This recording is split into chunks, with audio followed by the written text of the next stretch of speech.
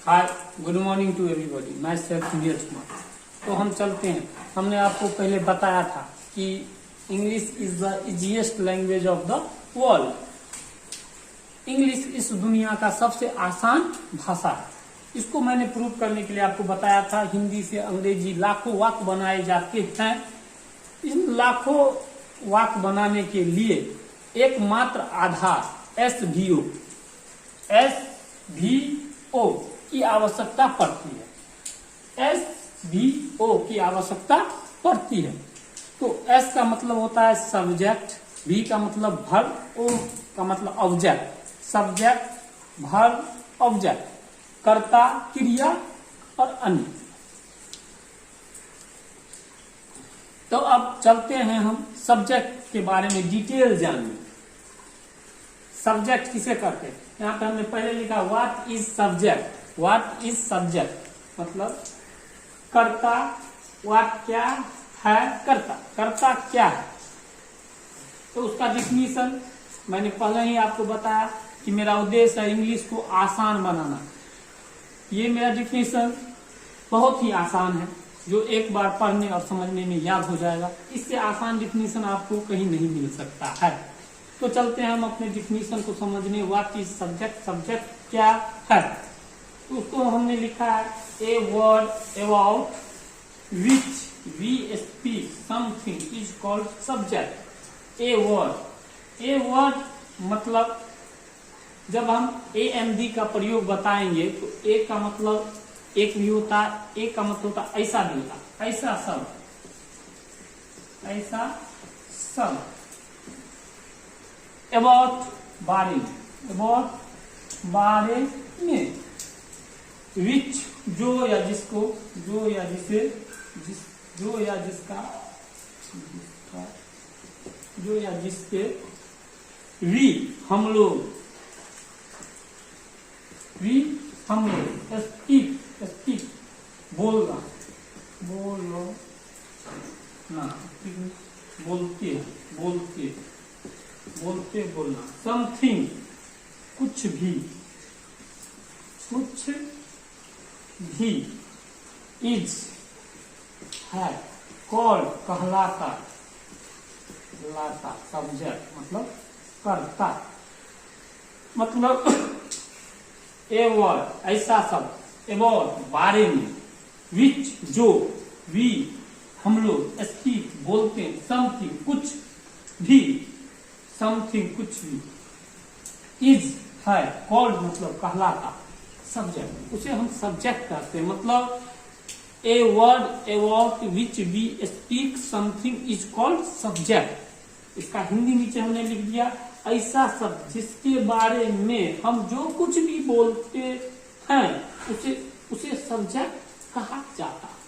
ऐसा सब जिसके बारे में हम जो कुछ भी बोलते हैं उसे सब्जेक्ट कहते हैं। ठीक है, ये सब्जेक्ट का परिभाषा हो गया। मैं आपको पढ़ाई के साथ मैं चाहता हूं कि आपको याद भी हो जाए कि, तो इसीलिए मेरे साथ आप सब फिर एक बार बोलिए, what is subject? Answer definition a word about which we speak something is called subject. इसे 5 बार अभी ही सारे विद्यार्थी बोले कि ये याद हो जाए।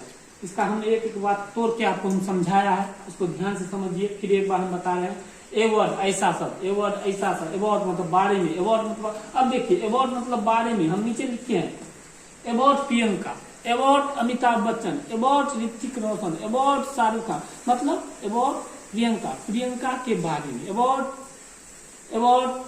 अमिताभ बच्चन, अमिताभ बच्चन के बारे में हमें जो विच हम स्पीक बोलते हैं, जो भी हम बोलते हैं उसे हम सब्जेक्ट करते हैं। ऐसा सब जिसके बारे में हम जो कुछ भी बोलते हैं उसे सब्जेक्ट कर्ता कहते हैं। अब देखिए, कर्ता पहचानने का कुछ ट्रिक होता है, हु और व्हाट। हु और व्हाट, हु पर्सन के आगे लगा देंगे, व्हाट थिंग के आगे लग जाता है। तो इसका हम एग्जाम्पल देते हैं, तब इसके बारे में समझेंगे। अब देखिए सब्जेक्ट का डिफिनीशन हम सब जान चुके हैं। अब सब्जेक्ट के स्थान पर क्या क्या आ सकता है ये हम सब सोचते हैं। सब्जेक्ट के स्थान पे देखिए पर्सन व्यक्ति, प्लेस स्थान का भी नाम आएगा, थीम वस्तु का भी नाम आ सकता है, आइडिया विचार के बारे में आ सकता है, ग्रुप ऑफ वर्ड्स शब्दों का समूह आ सकता है, नॉन आ सकता है, प्रनॉन आ सकता है, लिविंग थिंग आ सकता है, नॉन लिविंग थिंग आ सकता है, ईटीसी और सब्जेक्ट के स्थान पे हो सकते हैं। इंग्लिश में हु और व्हाट का प्रयोग करते हैं हम सब्जेक्ट को पता लगाने के लिए, ठीक है। हिंदी में कौन और किसने का भी प्रयोग करके हम सब्जेक्ट निकालते हैं। ये हम अभी उदाहरण में आपको बता रहे हैं। आइए उदाहरण से समझते हैं सब्जेक्ट किसे कहते हैं। तो पहला उदाहरण है राधा अंग्रेजी पढ़ती है। तो राधा सब्जेक्ट है। तो हम समझते हैं, पहले ट्रिक से समझते हैं। हु पर्सन के लिए, व्हाट थिंग के लिए। हु पर्सन के लिए, हु मतलब कौन, अंग्रेजी कौन पढ़ती है तो राधा पढ़ती है।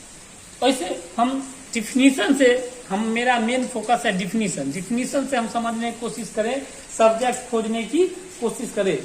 जैसे ऐसा शब्द जिसके बारे में हम जो कुछ भी बोलते हैं उन्हें सब्जेक्ट करते हैं। A word which we speak something is called subject. तो इसमें राधा अंग्रेजी पढ़ती है, कौन पढ़ती है, जिसके बारे में बोला जा रहा है, किसके बारे में बोला जा रहा है, किसके बारे में कहा जा रहा है, तो राधा के बारे में कहा जा रहा है। इसीलिए मेरे डिफिनीशन कहता है कि जिसके बारे में कुछ भी बोला जाता है उसे हम सब्जेक्ट कहते हैं। तो यहाँ पे राधा अंग्रेजी पढ़ती है, कौन पढ़ती है तो राधा पढ़ती है। तो हम ट्रिक से डिफिनीशन से दोनों से पता चल गया कि राधा, इसलिए सब्जेक्ट राधा है। इसलिए हमें डिफिनीशन को अच्छी तरह से याद करना चाहिए।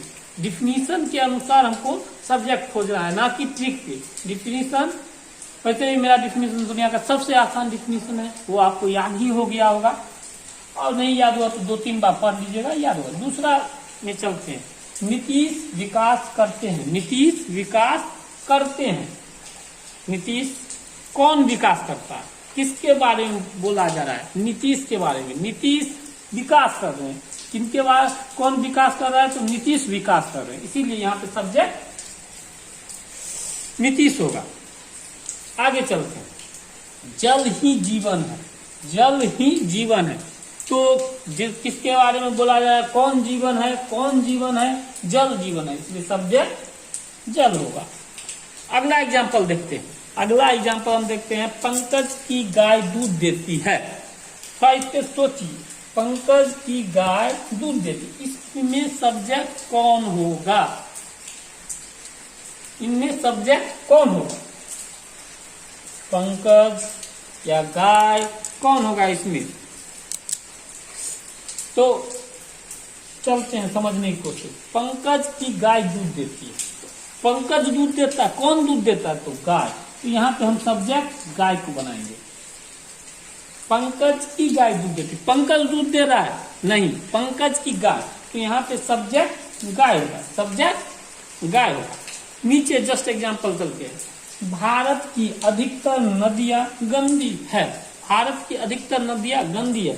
अब इसमें सब्जेक्ट कौन होता है तो डिफिनीशन पे ध्यान देते हुए जिसके बारे में कहा जा रहा है, भारत की अधिकतर नदियां गंदी है।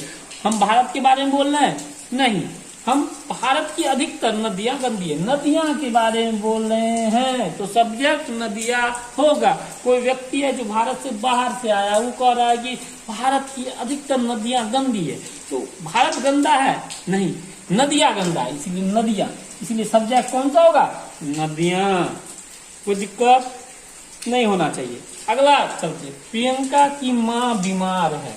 कौन बीमार है, देखिए कौन लगाए, हु, कौन बीमार है तो माँ, कौन बीमार है तो माँ बीमार है, तो यहाँ पे माँ सब्जेक्ट हो गया। अब अगला एग्जाम्पल साफ है, ठीक है, ये हम आप सबके लिए छोड़ देते हैं। इसमें सब्जेक्ट खोजना है, जिनको सब्जेक्ट इनमें मिल जाए तो वो मुझको फोन कीजिए, मैं उनको एक प्राइज दूंगा, एक अच्छा सा प्राइज। मेरा मोबाइल नंबर है और उस पर आप मुझको कॉल करके जिनका मैं नेक्स्ट वीडियो में इनका सब्जेक्ट बनाऊंगा। ठीक है, ये मेरा मोबाइल नंबर है।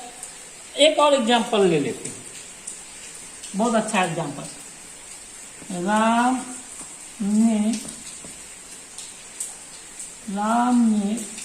रावण को मारा। राम ने रावण को मारा, इसमें हमको सब्जेक्ट खोजना है। तो थोड़ा डिफिनीशन याद कीजिए, जिसके बारे में कहा जा रहा है। तो यहाँ पे कौन एक्टिव है, किसके बारे में कहा जा रहा है। राम ने रावण को मारा, तो किसने मारा, राम ने मारा। किसने मारा, राम ने मारा। तो राम हमारा सब्जेक्ट हो गया। तो ये एग्जाम्पल से हमने आपको समझाने का कोशिश किया कि सब्जेक्ट के बारे में आप मेरे ख्याल से आप समझ गए होंगे और इसका यूज कीजिए। अब जहां भी सब्जेक्ट के बारे में आपको कोई भी बुक है उससे पढ़िए, समझिए और आगे नॉलेज को बढ़ाइए।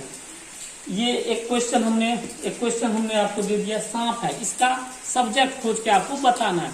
हम नेक्स्ट वीडियो में इसके बारे में डिटेल बताएंगे। जिन दोस्तों को सब्जेक्ट के बारे में, इनके सब्जेक्ट के बारे में पता चल जाए, वो इस मोबाइल नंबर पे फोन करें, उनको एक खूबसूरत प्राइज मेरे तरफ से मिलेगा।